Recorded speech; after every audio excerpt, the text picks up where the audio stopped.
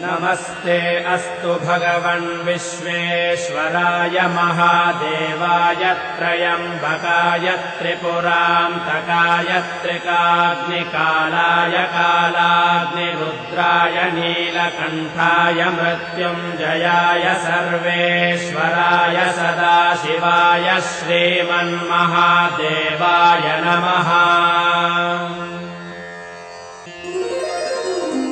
नमस्ते अस्तु भगवन् विश्वेश्वराय महादेवाय त्रयम्बकाय त्रिपुरान्तकाय त्रिकाग्निकालाय कालाग्निरुद्राय नीलकण्ठाय मृत्युञ्जयाय सर्वेश्वराय सदाशिवाय श्रीमन्महादेवाय नमः।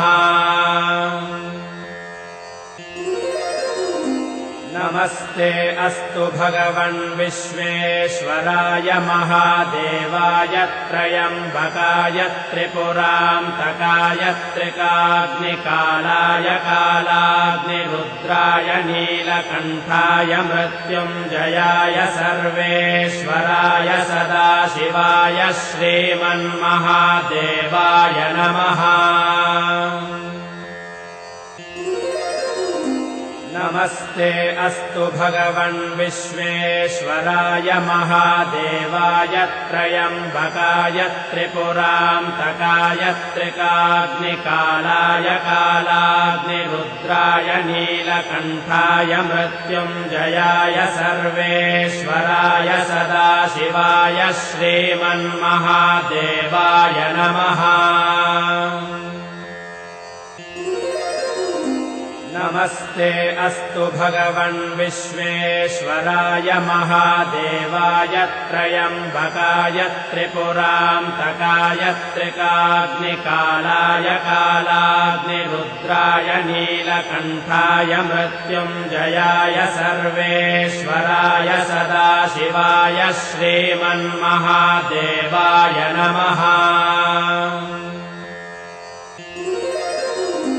नमस्ते अस्तु भगवन् विश्वेश्वराय महादेवाय त्रयम्बकाय त्रिपुरान्तकाय त्रिकाग्निकालाय कालाग्निरुद्राय नीलकण्ठाय मृत्युञ्जयाय सर्वेश्वराय सदाशिवाय श्रीमन्महादेवाय नमः।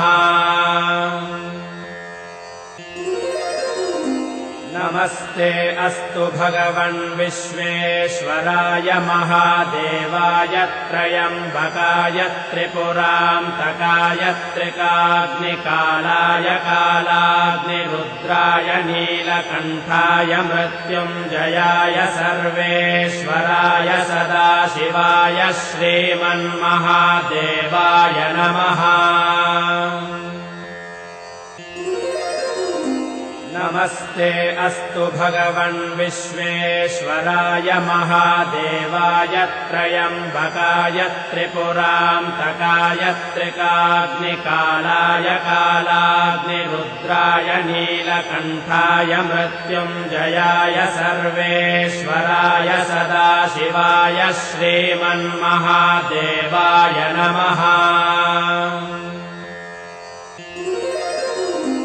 नमस्ते अस्तु भगवन् विश्वेश्वराय महादेवाय त्रयम्बकाय त्रिपुरान्तकाय त्रिकाग्निकालाय कालाग्निरुद्राय नीलकण्ठाय मृत्युञ्जयाय सर्वेश्वराय सदाशिवाय श्रीमन्महादेवाय नमः।